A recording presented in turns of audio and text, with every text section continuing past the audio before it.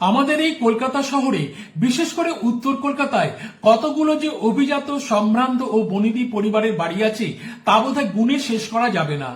একসময় এই সমস্ত বাড়িগুলো পরিবারের লোকজন দিয়ে কলরবে, মান্যগণ্য অতিথিদের সমাগমে, নাটক এবং সঙ্গীতানুষ্ঠানের আয়োজনে এবং বিভিন্ন অনুষ্ঠানে মুখরিত হয়ে উঠত এই সমস্ত বাড়িগুলো। কিন্তু কালের নিয়মে এইসব বাড়িগুলো আজ কেমন যেন নীরব, শান্ত, নির্জন হয়ে পড়েছে। কিন্তু সেই সমস্ত বাড়িগুলো থেকে তার অতীত স্মৃতি এখনো মুছে যায়নি। বিবর্ণ পলেস্তরা খসা দেওয়াল, ভাঙা কার্নিশ, মোর্চে ধরা লোহার গ্রিল, উঁচু উঁচু গোলাকার থাম, আর সার্সি ভাঙা বড় বড় খড়খড়ি দেওয়া কাঠের জানালা, আর ফাটা মেঝে, এখানে ওখানে গজিয়ে ওঠা আগাছার দল নিয়ে এই বিশাল বিশাল বাড়িগুলো আজ শুধু গুমড়ে গুমড়ে কাঁদে।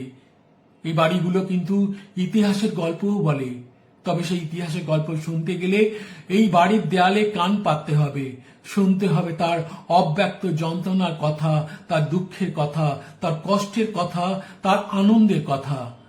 আজকে আপনাদের সেই রকমই একটি বাড়ির গল্প শোনাবো। চলুন বন্ধুরা, আজকের ভিডিওটি দেখে নিন। বন্ধুরা, জোড়াসাঁকো রাজবাড়ি নিয়ে যে এর আগে ভিডিওটি বানিয়েছিলাম, সেই ভিডিওটি আপনাদের অনেকেরই ভালো লেগেছিল। আপনারা অনেকেই ভালো ভালো মন্তব্য করেছেন। আপনারা এও বলেছেন যে এই ধরনের ভিডিও আপনারা আরো বেশি বেশি করে দেখতে চান। আপনাদের মন্তব্যে অনুপ্রাণিত হয়ে আমি আজকের ভিডিওটি বানিয়েছি। শুধু আপনাদের কাছে একান্ত অনুরোধ, আপনারা আমার ইউটিউব চ্যানেলটিকে সাবস্ক্রাইব করে রাখবেন, ফেসবুক পেজটিকে ফলো করে রাখবেন, আর যতটা পারবেন এই ভিডিওটিকে শেয়ার করবেন, লাইক করবেন এবং কমেন্ট করবেন। কারণ আপনাদের একটা লাইক, একটা কমেন্ট এবং একটা শেয়ার আমার ভবিষ্যতের পাথে হয়ে থাকবে, এবং ভবিষ্যতে এইরকম আরো নানান আকর্ষণীয় ভিডিও উপহার দিতে আমি উৎসাহ পাবো। নমস্কার বন্ধুরা, আমরা এখন দাঁড়িয়ে আছি শ্যামবাজার পাঁচমাথান মোড়ে। আপনারা পর্দায় দেখতে পাচ্ছেন শ্যামবাজার পাঁচমাথান মোড়ে অবস্থিত নেতাজি মূর্তির ছবি। এই মূর্তির নিচে আরজিকর হসপিটালের দিকে মুখ করে দাঁড়ালে ডান হাতে পড়বে সার্কুলার রোড বা এপিসি রোড, যার পুরো নাম আচার্য প্রফুল্লচন্দ্র রোড। আপনাদের সেই রাস্তার ছবি দেখাচ্ছি। এই দেখুন সেই রাস্তা, সার্কুলার রোড বা এপিসি রোড। এই রাস্তার বাঁদিকে বা দক্ষিণ পূর্ব কোণে তাকালে একটি দ্বিতল বাড়ি চোখে পড়বে, যার ছাদে একটি গম্বুজ রয়েছে এবং গম্বুজের দুদিকে দুটি ঘড়ি রয়েছে। এই বাড়িটি ঘড়িওয়ালা বাড়ি নামেই বেশি পরিচিত। এই বাড়িটি তৈরি করেছিলেন মোহনলাল মিত্র এবং শ্যামলাল মিত্র নামে দুই ভাই। এনারা ছিলেন বারাসাতের বাসিন্দা। 19 শতকে ওনারা বারাসাত থেকে কলকাতায় এসে এই বাড়িটি নির্মাণ করেছিলেন।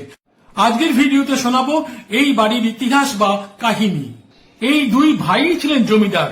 বড় ভাই মোহনলাল মিত্রের জমিদারি ছিল হুগলি ও তৎকালীন অবিভক্ত 24 পরগনা জেলায়, আর ছোট ভাই শ্যামলাল মিত্রের জমিদারি ছিল গয়া জেলায়। এই মিত্র পরিবার ছিলেন ধনী, শিক্ষিত, অভিজাত ও সম্ভ্রান্ত পরিবার। তারা সঙ্গীতের পৃষ্ঠপোষকও ছিলেন। আপনাদের ঘড়িটি দেখানোর চেষ্টা করছি, যে ঘড়িটি সার্কুলার রোডের দিকে মুখ করা অবস্থায় রয়েছে। দেখুন 6টা বাজতে 9 মিনিট আগে ঘড়িটি বন্ধ হয়ে গেছে, সেই অবস্থায় এখনো রয়েছে। কবে বন্ধ হয়েছে কেউ জানে না। ওইদিকে যে ঘড়িটি আছে আরেকটি ঘড়ি, সেটিও বন্ধ হয়ে আছে। এবারে আপনাদের পর্দায় দেখাচ্ছি অর্ধচন্দ্রাকৃতি রেলিং দিয়ে ঘেরা ছাদটি, যে ছাদটি একসময় দেখতে খুব সুন্দর ছিল, এখন তার সৌন্দর্য ম্লান হয়ে গেছে। এখানে ওখানে আগাছার দঙ্গল মাথা চারা দিয়ে উঠেছে। আর বাড়িটির বাঁদিকে যে রাস্তাটি দেখতে পাচ্ছেন, এই রাস্তাটি এই বাড়ির বড় ভাই মোহনলাল মিত্রের নামে নামকরণ করা হয়েছে, মোহনলাল স্ট্রিট। দেখাবো আপনাদের সেসব। এই ঘড়িওয়ালা বাড়িটি কিন্তু উত্তর কলকাতার একটি অন্যতম ল্যান্ডমার্ক। নেতাজির মূর্তির পরে মিত্র পরিবারের মূল ভবনটি কিন্তু এই বাড়ির দক্ষিণ দিকে, যেটি মিত্র ভবন নামে পরিচিত। এই বাড়িটি আদতে ছিল মিত্র পরিবারের আস্তাবল। পরবর্তীকালে মোহনলাল মিত্র এই বাড়িটি তৈরি করে এখানে একটি অতিথিশালা ও দাতব্য চিকিৎসালয় প্রতিষ্ঠা করেন। পরবর্তীকালে এই বাড়িতে বাস করতেন মোহনলাল মিত্রের নাতি ললিত কুমার মিত্র, যিনি ছিলেন শিক্ষিত, ধনী এবং সমাজসেবী। একসময় তিনি কলকাতা কর্পোরেশনের কাউন্সিলর নির্বাচিত হয়েছিলেন। এই বাড়ির একাংশে গড়ে উঠেছিল একটা নার্সিংহোম, যার নাম নর্থ ক্যালকাটা নার্সিংহোম। যে নার্সিংহোমের দায়িত্বে ছিলেন ডক্টর ঢোল নামে একজন গাইনোকোলজিস্ট। পরবর্তীকালে ডক্টর অষ্টু রায় নামে একজন গাইনোকোলজিস্ট এই নার্সিংহোমের সঙ্গে যুক্ত হয়েছিলেন। তবুও এই নার্সিংহোমটি সাধারণ মানুষের কাছে ডক্টর ঢোলের নার্সিংহোম হিসেবেই পরিচিত ছিল। এই নার্সিংহোমের সাথে উত্তর কলকাতার বহু মানুষের স্মৃতি, আবেগ এবং ভালোবাসা জড়িয়ে আছে। কারণ উত্তর কলকাতার বহু মেয়ে মাতৃত্বের স্বাদ আস্বাদন করেছিলেন এই নার্সিংহোমে। উত্তর কলকাতার যাদের বয়স এখন 60, 70 বা 80, তাদের মধ্যে অনেকেই পৃথিবীর প্রথম আলো দেখেছিলেন এই নার্সিংহোমে। এখানে একটু বলে রাখি, ডক্টর ঢোলের কথা বলছিলাম। এই ডক্টর ঢোলের পরিবারে কেউ একজন একটি মলম আবিষ্কার করেছিলেন। সেই সময় সেই মলমটি কিন্তু ভীষণ জনপ্রিয়তা অর্জন করেছিল। এই বাড়িটির নিচে দুদিকে রাস্তার ধারে রয়েছে অসংখ্য ছোট বড় দোকান। সেখানে মানুষের ভিড় লেগেই আছে সকাল থেকে রাত পর্যন্ত। এবারে পর্দায় আপনারা যে রাস্তাটি দেখতে পাচ্ছেন, এই রাস্তাটি বাড়ির বাঁদিকে অবস্থিত। এই রাস্তাটির নাম মোহনলাল স্ট্রিট। এই যে দেখছেন বাড়ির দেয়ালে একটি বোর্ড লাগানো রয়েছে, তাতে লেখা রয়েছে মোহনলাল স্ট্রিট। এই রাস্তা ধরে খানিকটা গেলে আমরা পাবো মোহনলাল মিত্র লেন। এই যে দেখছেন বোর্ডটা, দেখুন এখানে লেখা রয়েছে মোহনলাল মিত্র লেন। আবার এই রাস্তা ধরে খানিকটা গেলেই পাবো শ্যামলাল স্ট্রিট। এই দেখুন বাড়ির দেওয়ালে ফলকে লেখা রয়েছে শ্যামলাল স্ট্রিট। মোহনলাল মিত্র বা শ্যামলাল মিত্র কেউ এখন আর নেই, কিন্তু এই সমস্ত রাস্তা আর গলিপথের নামকরণের মধ্যেই তারা বেঁচে রয়েছেন ভীষণভাবে। কলকাতার ইতিহাসের সাথে, কলকাতার ঐতিহ্যের সাথে এবং কলকাতার সংস্কৃতির সাথে। এই বাড়ির নিচে রয়েছে মিত্র পরিবারের দুটি মন্দির। এটি হলো রাধাকৃষ্ণ মন্দির, এর পাশেই রয়েছে শ্রীধর জিউর মন্দির। আপনাদের দেখাবো সেই মন্দিরের ছবি। আপনারা পর্দায় এবারে দেখতে পাচ্ছেন শ্রীধর জিউ মন্দিরের ছবি, যে মন্দিরের অবস্থান হলো এই বাড়ির নিচে। আপনাদের দেখাচ্ছি সেই ছবি। দেখুন এখানে লেখা রয়েছে শ্যামবাজার মিত্র ভবন, অর্থাৎ এই বাড়িটি ছিল মিত্র পরিবারের মূল বাসভবন। পরবর্তীকালে ওই ঘড়ি বাড়িটি নির্মিত হয়েছিল, সে কথা আপনাদের আগেই বলেছি। এই বাড়ির পাশাপাশি মিত্র পরিবারের অনেকগুলি বাড়ি ছিল, যেগুলো বেশ কিছু হস্তান্তর হয়ে গেছে। এই যে পর্দায় দেখছেন, এটি হলো মিত্র ভবনের একটি প্রবেশপথ। এখানেই ছিল উত্তর কলকাতা রেশনিং অফিস। বহুকাল আগে সেই অফিস বন্ধ হয়ে গেছে।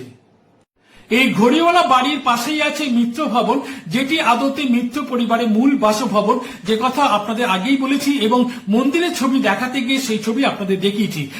এই দেখুন মিত্র ভবনের নিচে শ্রীধর জিউর মন্দিরের ফ্লেক্সের ব্যানারে বড় বড় করে লেখা রয়েছে শ্যামবাজার মিত্র ভবন। এই মিত্র ভবনের ভিতরেই আছে একটি মস্ত বড় উঠোন। সেই উঠোনে মঞ্চ তৈরি করে মাঝে মাঝে সঙ্গীতের আসর বসানো হতো। আগেই বলেছি আপনাদের, এই মিত্র পরিবার ছিলেন সঙ্গীতের পৃষ্ঠপোষক। সেই জন্য এই সঙ্গীতের আসরে সাধারণ শিল্পী থেকে শুরু করে বহু নামজাদা শিল্পীরা অনুষ্ঠান পরিবেশন করে গেছেন। তাদের মধ্যে একজনের নাম উল্লেখ করা যেতেই পারে, তিনি হলেন ওস্তাদ বারে গোলাম আলী খাঁ। দেখতে দেখতে ভিডিওর একেবারে শেষ পর্যায়ে চলে এসেছি। এবার আপনাদের দেখাচ্ছি সেই গম্বুজের মাথায় যে দুদিকে যে দুটি ঘড়ি আছে, সেই ঘড়ির উত্তর দিকে যে অংশটি সেটি দেখানোর চেষ্টা করছি। আপনারা দেখছেন সেই ছবি। এই দেখুন এই উত্তর দিকে সেই ঘড়িটির ছবি, সেটিও বন্ধ হয়ে গেছে। ঘড়িতে সময় দেখাচ্ছে 8:10। এই ঘড়ি অচল হয়ে গেছে, সময় এখানে থমকে আছে। তবু এই ঘড়ি শুধু ঘড়ি নয়, এই ঘড়ি বাড়িটা শুধু ঘড়ি বাড়ি নয়, এটা হলো কলকাতার ইতিহাস, কলকাতার ঐতিহ্য, কলকাতার সংস্কৃতি এবং কলকাতার পরম্পরা, যা চিরকাল চলতেই থাকবে, চলতেই থাকবে এবং চলতেই থাকবে। বন্ধুরা, এইরকম ঘড়িওয়ালা বাড়ি কিন্তু কলকাতা শহরে আরো অনেক আছে। এই শ্যামবাজার 5 মাথার মোড় থেকে একটু দূরেই মানিকতলায় রয়েছে একটি বাড়ির মাথায় গম্বুজের মধ্যে একটি বড় ঘড়ি, যে ঘড়িটিও বন্ধ হয়ে গেছিল, কিন্তু কয়েক বছর আগে সেটিকে সচল করা সম্ভব হয়েছে। জানি না এই ঘড়িটিকে আবার সচল করা সম্ভব হবে কিনা। সেজন্য অপেক্ষা করা ছাড়া আমাদের আর কোনো গতি নেই। বন্ধুরা, ভিডিওটি প্রথম থেকে দেখার জন্য আপনাদের সকলকে জানাই আন্তরিক শুভেচ্ছা ও অভিনন্দন। সবাই খুব ভালো থাকবেন। নমস্কার।